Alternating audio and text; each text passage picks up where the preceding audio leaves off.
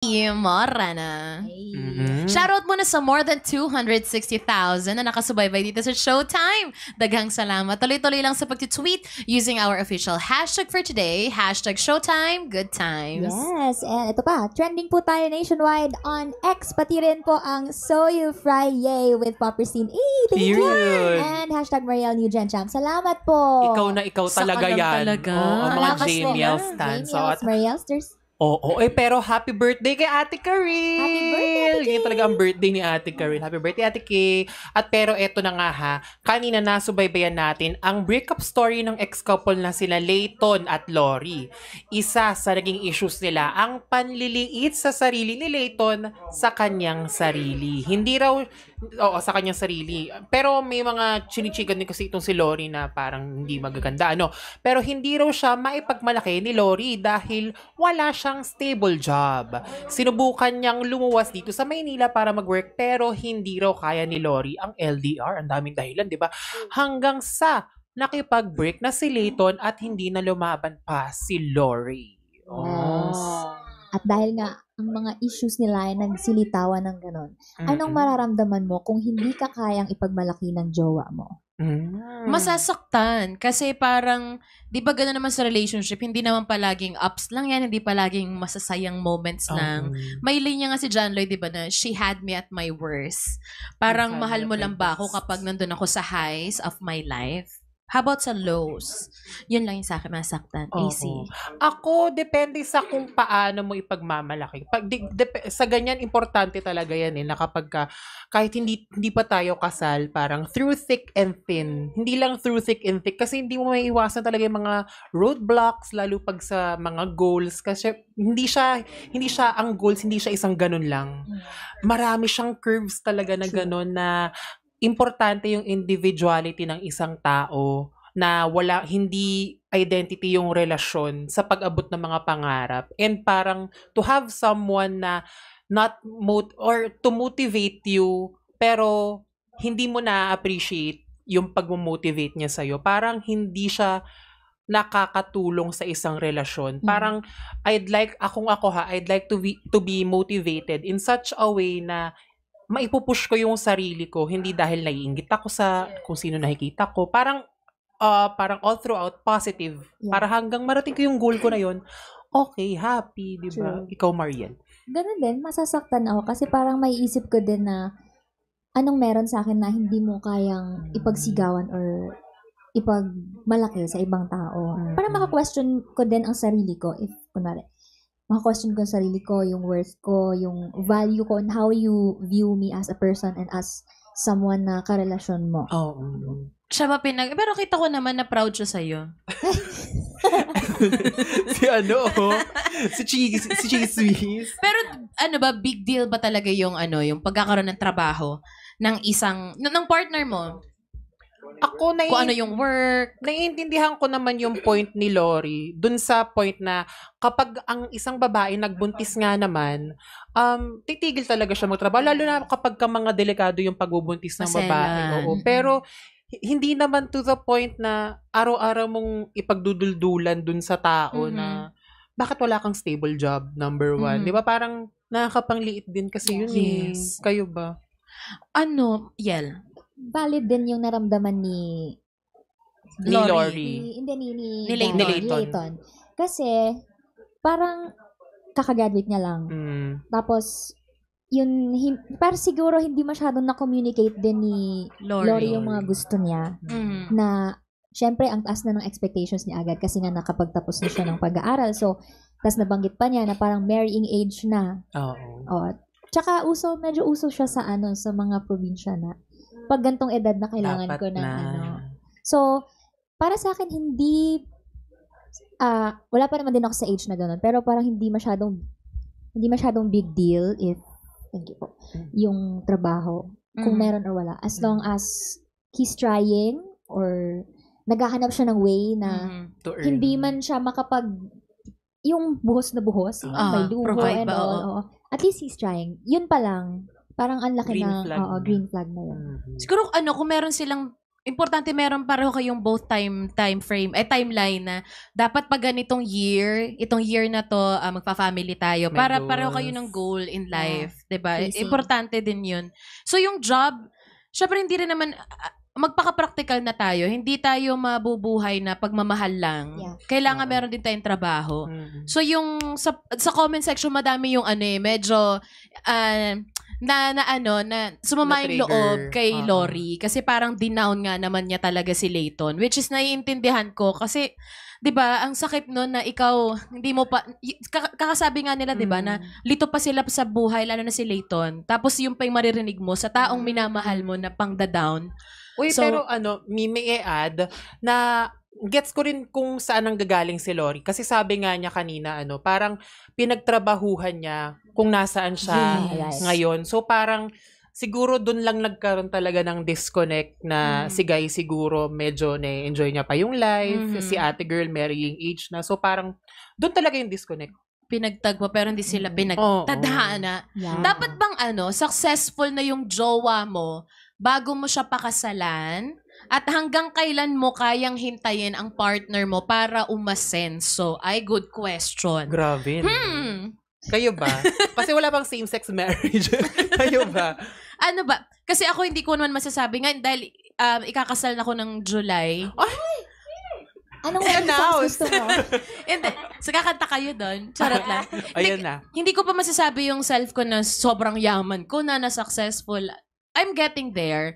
So, meron kaming goal ng jowa ko na itong year na to, magpapakasal. Next year, magbe-baby tayo. So, parang, personally, meron kaming kanya, magsipag tayo pareho, magsisipag ka sa work mo, magsisipag ako dito sa work ko. Para kung ano't ano man, basta next year, kung anong abutan ng budget natin, gagawin natin. Kumbaga, join force kayong uunlad Correct, dapat yeah. Hindi dapat na, ayoko ito pakasalan kasi wala ka pang pera. Parang, paano yun? Hanggang, ang hirap kasi na, parang, yung 299 na sing-sing din, di ba? Engagement ring. Parang same, sila, issue. Kayo. Mariel. Dapat ba successful na bago mo asawahin? Hindi ko po masyado pang matimbang-timbang ngayon. Pero, ako, as a person and as an individual, may standards din naman ako. Yes. Hindi naman sa nagpe-pressure ako ng ibang tao or pero gusto ko din sana na stable na. Kasi at least pares kami ng face sa life namin. Tapos pares kami ng, alam mo yun, yung Tinatahak sabay ba? kami na. Oo. Uy, pero siguro ang advice ko na lang din siguro sa mga individuals ngayon, parang tanggalin natin yung parang dapat 27 kasal na ako neto. True. Kasi ang dami ng mga artista, 'di ba, mga 35 na nagpapakasal. Sila Ate Ann, 'di ba, medyo late na sila nagpakasal. Parang antayin talaga natin na parang okay na okay tayo individually before tayo bumuo ng pamilya. Kasi kapag pamilya na 'yon, may pag-uusapan ng anak and sobrang hindi man sa parang hindi naman materially speaking, napakalaking expenses magkaroon ng anak. So true. Marami Diyos ko, din ang laki din ng tiyan ko, Lord. Di ba? Oy, pero eto, ano ba ang mas ideal para sa inyo? Na housewife or house husband, material, or yung magiging asawa nyo, career-oriented person? Kayo ba? Parang gusto nyo ba housewife? O na hindi naman natin inaano kasi ang mga nanay natin. Ako gusto kong maging housewife kasi gusto kong maalagaan yung anak ko. Pero at the same time, gusto kong may trabaho din ako. Sana maano ko yun. Pinagpe-pray ko yun na sana mabalanse ko yung pagiging housewife and pagtatrabaho. Kasi ayoko lang din umasa sa magiging asawa ko na pag may gusto ko, hindi ko mabibili kasi nasa kanya yung pera. Parang gusto ko may freedom pa din ako. Yeah. Kasi ngayon, ito, to answer the question, yung jowa ko kasi, may trabaho siya. Para ako may trabaho. And hindi siya, ayaw niya na maging housewife lang ako. So, parang magtatrabaho pa din ako. In fairness naman sa Joe-Worlds mo na yan. Para hindi tayo, itaguyod natin yung bandera ng Pilipinas. Correct. Hindi porke afam yung jowa, iaasa na tayo doon. Dapat hindi ganon. See you po in July. Tanggalin natin yung na yan, stigma, yung yung stereotype. Kayo, B? Ako as a person, okay lang ako na career-oriented. Kasi parang siguro doon din ako medyo nasanay. Gusto ko yung lagi may ginagawa, tapos Tapos siguro, same sa guy. Career-oriented din.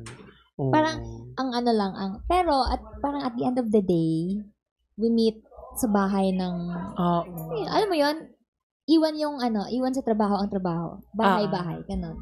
Ganun yung na-view ko sa future. Which is okay, maganda yun na meron view sa life. Parang yun na yung tamang balance ngayon, Parang, kung matatanda ako na si Dimples Romana, tapos sabi niya sa akin, nung Daniela Mondragon pa siya, talagang pinapagpag niya yung sarili niya. Kasi kapag pasok niya ng bahay at napapansin ni Kuya Boyet, sabi niya, oy, Daniela Mondragon ka. Huwag kang kontrabida dito, walang artista dito. Tapos na yung role niya bilang artista. Asawa na kita, nanay ka na ng mga anak natin. Parang ako din na ito na yung role natin sa bahay. Parang tamang balance lang ng mga bagay-bagay. Tsaka, medyo natutunan ko din yan sa both my parents. Kasi si Papa, hindi naman siya super strict kasi may times naman talaga hindi na kaya. Pero, ini-encourage niya si mama niya, iwan niya yung trabaho. Okay lang na samahan kita dun sa school, kasi teacher si mama ko. Okay lang samahan kita sa school, dun mo tapusin. Pero wag mong dadalhin sa bahay. Lesson plan. Mga lesson plan. Assignment, checking. Pero masaya din kaya as children na nakikita namin si mama check. Sumasali din kami. Happy. Answer key. Libre na yung sagot. Meron yan di ba? Eto, hindi na nga inilaban pa ni Lori yung relasyon nila nang makipaghiwalay na si Layton. So anong salita ang isasagot mo sa breakup message ng jowa mo? Ayoko sagutin kasi wala akong plano makipag-break. Same din. Next question.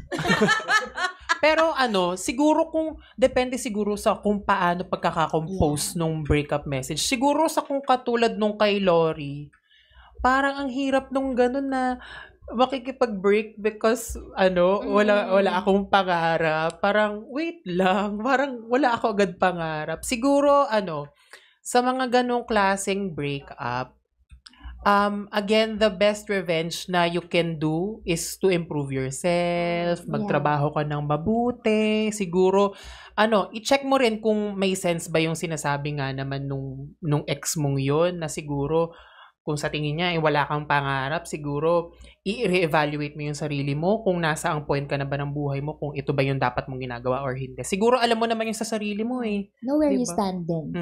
Kasi masakit man kung, di ba nga, breakup. Masakit pero at the end of the day din, ikaw lang din yung ganun sa lift up. Sa sarili mo. So, anong pulot nyo sa episode natin today? Unahan ko na. Yung lesson na napulot ko today is, yung darating, hindi lahat ng taong karelasyon na darating sa buhay mo, magiging with you forever. Yung iba, magiging lesson. And this time around, si Lori naging lesson para kay Layton. Hindi siya yung naging blessing din, pero lesson siya. Hindi siya pang forever. Kayo guys. Same goes to Layton kay Lori naman. Parang naging lesson din naman ni Layton si Lori.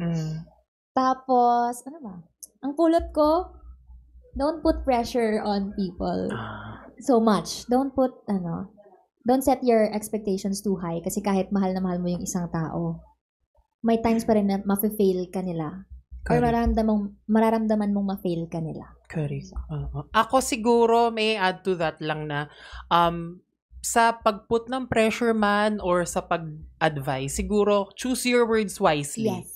Na siguro i-level mo yung utak mo or yung sarili mo dun sa kinakausap mo na nasa ang state ba siya ng buhay niya, ano ba kaya yung mga words na pwede kong piliin para mas swabe, magigets niya talaga, hindi masakit sa nararamdaman So true. And speaking of pressure, sabi the overtime na, hindi pa overtime, 12 seconds pa. Eto na nga madlang onliners, keep on following us for more breakups.